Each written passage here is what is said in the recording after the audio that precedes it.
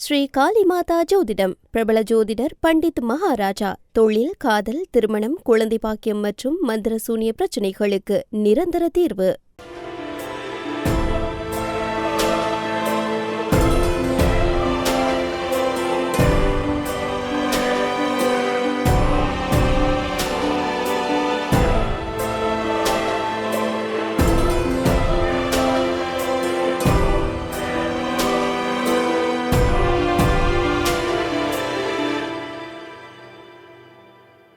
வணக்கம்.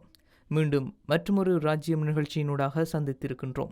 அரபிக்கடலில் ஈரானிய கொடி ஏந்திய டுஸ்கா கப்பலை அமெரிக்க படைகள் அதிரடியாக வழிமறித்து கைப்பற்றியதற்கான புகைப்பட ஆதாரங்களை அமெரிக்க மத்திய கட்டளை தலைமையகம் வெளியிட்டுள்ளது. அமெரிக்கா முன்னெடுத்துள்ள கடற்படை முற்றுகையை மீற முயன்றதாக கூறி நேற்று இந்த பெரிய சரக்கு கப்பல் மீது துப்பாக்கிச்சூடு நடத்தி முடக்கப்பட்டது. இதையடுத்து அமெரிக்க மரைன் வீரர்கள் குறித்த கப்பலில் ஏறி சோதனையிடும் காட்சிகள் இந்த படங்களில் இடம்பெற்றுள்ளன. தற்போது அமெரிக்க கடற்படையின் முழு கட்டுப்பாட்டில் உள்ள அக்கப்பலில் தடை செய்யப்பட்ட பொருட்கள் ஏதேனும் உள்ளனவா என்பது குறித்து கொள்கலன்களை திறந்து அதிகாரிகள் தீவிரமாக சோதனையிட்டு வருகின்றனர். இந்த சம்பவத்தை தொடர்ந்து ஹார்மோஸ் நீரிணையை ஈரான் மூடியுள்ள நடவடிக்கை மற்றும் அமெரிக்கா மேற்கொண்டுள்ள கடற்படை முற்றுகை ஆகிய இரண்டின் சட்டபூர்வ தன்மை குறித்து சர்வதேச சட்ட வல்லுநர்கள் மத்தியில் கடுமையான விவாதங்கள் எழுந்துள்ளதாக தெரிய வருகின்றமை குறிப்பிடத்தக்கது. தொடர்ந்து அமெரிக்கா மற்றும் ஈரானுடனான உடன்பாடு எட்டப்படும் வரை துறைமுக முற்றுகை நீக்கப்படாதென்று அமெரிக்க ஜனாதிபதி டொனால்ட் ட்ரம்ப் தெரிவித்துள்ளார். ஒரு வாரத்திற்கு முன்பு தொடங்கிய இந்த தடையால் ஈரான் முற்றிலும் சிதைந்து விட்டது என அவர் தனது சமூக வலைதளத்தில் குறிப்பிட்டுள்ளார்.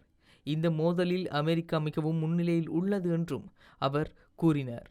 இந்த கருத்துக்கள் அமெரிக்க ஈரான் இடையிலான தற்காலிக போர் நிறுத்தம் புதன்கிழமை முடிவடைய உள்ள நிலையில் வெளியாகியுள்ளது. அமைதி பேச்சுவார்த்தையின் அடுத்த கட்டம் பாகிஸ்தானில் நடைபெறுமா என்ற சந்தேகம் நீடிக்கிறது. பாகிஸ்தானின் தலைநகரான இஸ்லாமாபாத்தில் இந்த சந்திப்பை முன்னிட்டு பாதுகாப்பு கடுமையாக்கப்பட்டுள்ளது. அமெரிக்க துணை ஜனாதிபதி ஜே.டி. வான்ஸ் இன்னும் வாஷிங்டனில் இருந்து புறப்படவில்லை.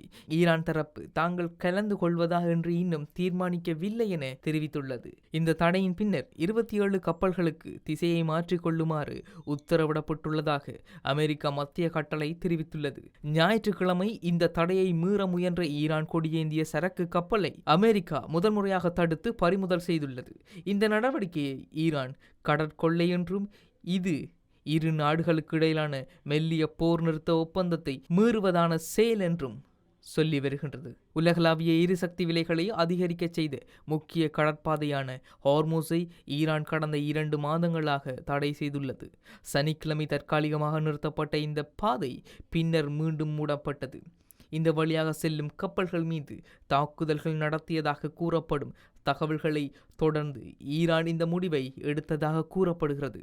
டொனால்ட் ட்ரம்ப் ஈரான் துப்பாக்கிச்சூடு நடத்தியது என்றும் இது போர் நிறுத்த ஒப்பந்தத்தின் முழுமையான மீறல் என்றும் தெரிவித்துள்ளார். ஈரான் அமெரிக்கா துறைமுக தடையை நீக்கும் வரை இந்த கடற்பாதையை திறக்காது என வலியுறுத்தியுள்ளது. இதற்கிடையில் அமைதி பேச்சுவார்த்தையின் 2ஆம் சுற்று நடைபெற வாய்ப்பு இருப்பதாக கூறப்படுகிறது. உண்மையில் 2ஆம் சுற்று நடைபெறுமா என்ற கேள்வியும் எழுந்துள்ளது. ஆனால் ஈரான் தங்களது பிரதிநிதிகளை அனுப்புமா என்பது தெளிவாக இல்லை. முதல் சுற்று பேச்சுவார்த்தைக்கு பிறகு ஜே.டி. வான்ஸ் ஈரான் எங்களது நிபந்தனைகளை ஏற்கும் நிலை இல்லை என்று கூறினார். அதே நேரத்தில் ஈரான் வெளியுறவுத்துறை அமைச்சகம் அமெரிக்கா அதிகப்படியான கோரிக்கைகளை முன்வைக்காமல் இருக்க வேண்டும் என்று எச்சரித்தார்.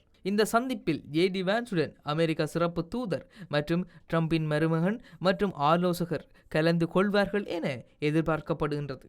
ஈரான் தரப்பில் யார் கலந்து கொள்வார்கள் என்பது இன்னும் தெளிவாகவில்லை. இஸ்லாமாபாத்தில் முன்பதாக நடந்த பேச்சுவார்த்தை நடைபெற்றது. அங்கு மீண்டும் நடைபெற வாய்ப்புகள் உள்ளதாக கருத்து தெரிவித்து வருகின்றனர் மற்றும் அங்கு மீண்டும் கூட்டம் நடத்த தயாராக இருப்பதால் விருந்தினர்களிடம் வெளியேறுமாறு அறிவிக்கப்பட்டுள்ளது.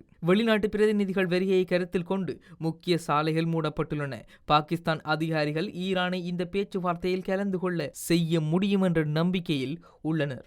தொடர்ந்து இஸ்ரேலுடன் முன்னெடுக்கப்படும் நேரடி பேச்சுவார்த்தைகளில் இருந்து லெபனான் ஜனாதிபதி மிச்சல் ஆவுல்ஸ் விலகிக் கொள்ள வேண்டும் என ஹெஸ்புல்லா அமைப்பின் நாடாளுமன்ற உறுப்பினர் தெரிவித்துள்ளார். நேரடி பேச்சுவார்த்தை பாதையை தவிர்த்து லெபனானுக்கான சிறப்பு தெரிவுகள் குறித்து தேசிய அளவில் ஒருமித்த புரிதலுக்கு வருவது ஜனாதிபதி மற்றும் அரசாங்கத்தின் நலன்களுக்கு உகந்தது என அவர் சுட்டிக்காட்டியுள்ளார். இஸ்ரேலிய படைகள் லெபனானில் இருந்து முழுமையாக வெளியேற வேண்டும் என வலியுறுத்திய அவர் எதிரிக்கு விட்டுக் கொடுப்புகளை செய்வதன் மூலம் லெபனான் மீது அரசியல் ரீதியான அழுத்தங்களை திணிக்க முயலும் எந்த ஒரு முயற்சியையும் தங்கள் அமைப்பு எதிர்க்கும் என்று எச்சரித்துள்ளார். தற்போது அமலில் உள்ள போர் நிறுத்தம் நீடிக்க வேண்டும் என்பதே தமது அமைப்பின் விருப்பம் என்றும் அவர் சுட்டிக்காட்டியுள்ளார். லெபனானின் இறையாண்மையை பாதுகாக்கும் அதேவேளை நாட்டின் அரசியல் மற்றும் ராஜதந்திர நிலைப்பாடுகள் சமரசம் செய்து கொள்ளக்கூடாது என்பதே ஹிஸ்புல்லாவின் பிரதான நிலைப்பாடாக உள்ளது.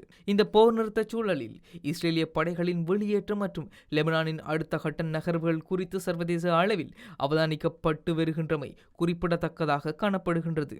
தொடர்ந்து ஈரானிய மக்கள் ஒருபோதும் அதிகார அடக்குமுறைக்கு பணிய மாட்டார்கள் என ஈரானிய ஜனாதிபதி மசூத் பெசஸ்கியன் தெரிவித்துள்ளார். அத்தோடு அர்த்தமுள்ள பேச்சுவார்த்தைக்கு வாக்குறுதிகளை நிறைவேற்றுவதே அடிப்படை என்றும் அவர் சுட்டிக்காட்டியுள்ளார். தனது எக்ஸ் தளத்தில் பதிவொன்றை இட்டு அவர் இதனை குறிப்பிட்டுள்ளார். இது தொடர்பில் மேலும் தெரிவித்த அவர், அமெரிக்கா மீது ஈரானுக்கு ஆழமான வரலாற்று அவநம்பிக்கை இருப்பதாக சுட்டிக்காட்டியுள்ளார். அத்தோடு சமீப காலமாக அமெரிக்க அதிபர்களின் ஆக்கப்பூர்வமற்ற மற்றும் முரணான அணுகுமுறைகள் நிலைமையை மேலும் சிக்கலாக்கி வருவதாக அவர் சுட்டிக்காட்டியுள்ளார். அமெரிக்க அரசாங்கத்தின் கடந்த கால நடத்தைகள் காரணமாகவே இந்த அவநம்பிக்கை ஏற்பட்டுள்ளதாக மசூத் பெசஸ்கியன் குறிப்பிட்டுள்ளார். தற்போதைய அமெரிக்காவின் செயல்பாடுகள் ஒரு கசப்பான செய்தியை சுமந்து வருவதாக அமெரிக்கா உண்மையில் பேச்சுவார்த்தையை விரும்பவில்லை, மாறாக ஈரானின் சரணாகதியை எதிர்பார்க்கிறது என்றும் அவர் சாடியுள்ளார். ஈரானிய இறையாண்மையை கேள்விக்குள்ளாக்கும் எந்தவித அழுத்தங்களுக்கும் நாடு தலை வணங்காது என்பதை அவர் தனது பதிவில் உறுதிப்படுத்தியுள்ளமை குறிப்பிடத்தக்கதாக காணப்படுகின்றன.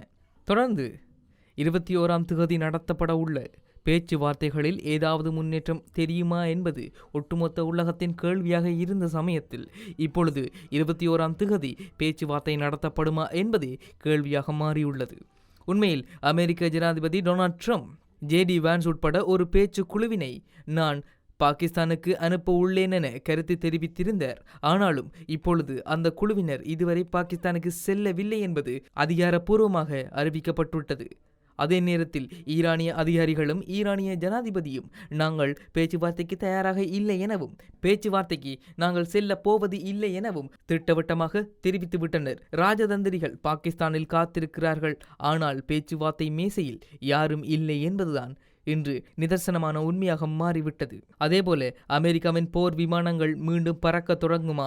ஈரானின் ஏவுகணைகள் தயார் நிலையில் உள்ளனவா? ஒட்டுமொத்த உலக கச்சா எண்ணெயினுடைய விலை அல்லது ஒட்டுமொத்த உலக கச்சா எண்ணெயினுடைய வர்த்தகம் எப்படி மாறப்போகின்றது? இது மாதிரியான கேள்விகளும் இது மாதிரியான குழப்பங்களும் ஒட்டுமொத்த உலக மக்கள் மனதிலும் எழும்பி இருப்பதில் எந்த மாற்று கருத்தும் இருக்க முடியாது.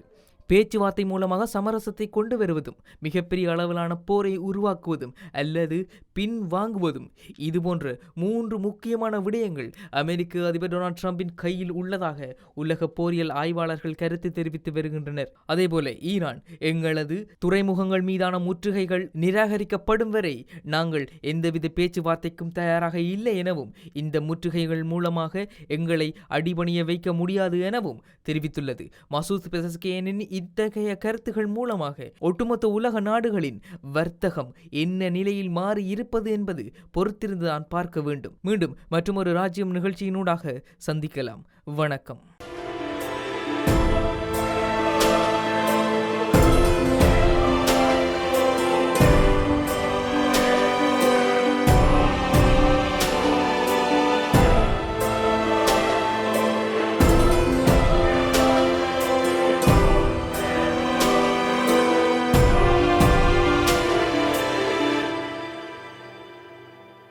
ஸ்ரீ காளிமாதா ஜோதிடம் பிரபல ஜோதிடர் பண்டித் மகாராஜா. தொழில், காதல், திருமணம், குழந்தை பாக்கியம் மற்றும் மந்திர சூனிய பிரச்சனைகளுக்கு நிரந்தர தீர்வு.